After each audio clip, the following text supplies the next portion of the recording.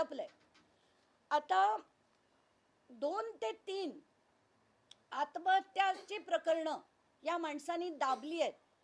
विकास दिवटे नावाचं जे प्रकरण झालं होतं, जे शिर्डी पोलीस स्टेशनला रेकॉर्डेड आहे, त्या विकास दिवटेंच्या बऱ्याच गोष्टी आता बाहेर पडणं गरजेचं आहे. पण हे प्रकरण बंद करण्यात आलं. आत्ताच्या घटकेला मी त्याच्याबद्दल फारसं बोलणार नाही, पण वेळ पडली तर याच्या सगळ्या गोष्टी, कोण होते ते, काय संबंध होते, या सगळ्या गोष्टी मी माध्यमांपुढे आणेन.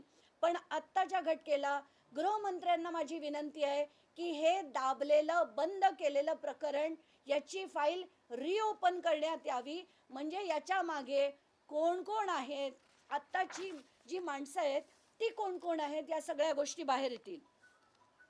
हे सगळेच्या सगळे सातबारे आहेत, असंख्य गावांचे.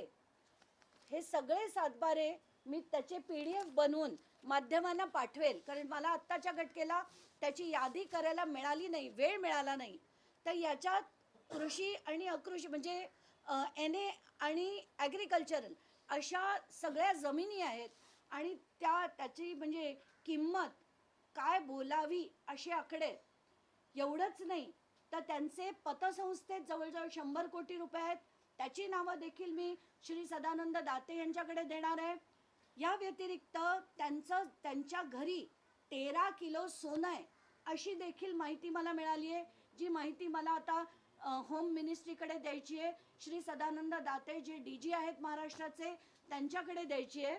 आता गावांची यादी मी तुम्हाला वाचून दाखवते, कुठल्या कुठल्या गावांमध्ये आणि तालुक्यांमध्ये यांच्या जमिनी होत्या आहेत. गाव सिन्नर, तालुका सिन्नर, शेती आणि बिनशेतीचे 6. निमगाव कोऱ्हाळे, तालुका रहाटा, इथे त्यांची जमीन आहे. कुंडेवाडी मांजरे, सिन्नर मधले, तिथे त्यांच्या जमिनी आहेत. आडगाव नाशिक, इथे त्यांच्या जमिनी आहेत. विल्होळी तालुका नाशिक, इथे त्यांच्या जमिनी आहेत. गवळणे तालुका नाशिक, इकडे त्यांच्या जमिनी आहेत. पाथर्डीमध्ये, नाशिकच्या पाथर्डीमध्ये 27 सातबारे माझ्याकडे आहेत, 27. नाशिक शहरात त्यांच्या जमिनी आहेत. मिरगाव, जिथे ते ईशान्येश्वर मंदिर आहे, तिथे सुद्धा मला वाटतं काही माध्यमांनी स्टोरी केली होती, तर ते ईशान्येश्वर मंदिर इथे त्यांच्या 10 जमिनी आहेत. शिर्डी रहाटा इथे देखील त्यांच्या जमिनी आहेत.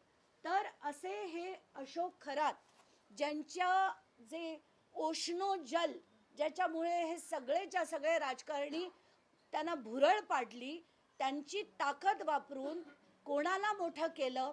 आता हे सगळ्या गोष्टी बाहेर येणं गरजेचं आहे. माझा स्ट्रॉंग आक्षेप सगळ्या राजकारण्यांवर तर नक्कीच आहे, पण अशा महिला आयोगाच्या ज्या अध्यक्ष आहेत त्यांनी काय म्हटलं हे ऐकून मी आत्ताच माध्यमांना त्याचा एक व्हिडिओ दिला आहे. तो व्हिडिओ कृपया प्ले करा. त्याच्यात त्या म्हणतात की आत्ता आषाढी एकादशी झाली, त्या व्हिडिओमध्ये म्हणतात, तर ज्यांना पांडुरंगाचं दर्शन घेता आलं नाही तर ते पांडुरंगाचं दर्शन इथे घ्यावं. आणि या व्यक्तींना ते पांडुरंगाशी कंप्लेंट करतात. हे मला अतिशय शॉकिंग वाटतंय.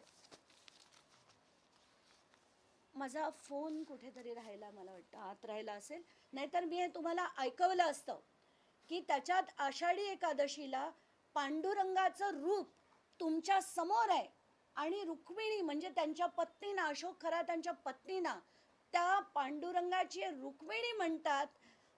थर्ड क्लास रुपाली चाटकणकर, म्हणजे मला ना सौम्य शब्द आता वापरता येणार नाही तुमच्यासाठी. तुम्ही थर्ड क्लास आहात. आणि अशा बाईंना, ज्या इतके अघोरी प्रकार करतात, त्या बाईंना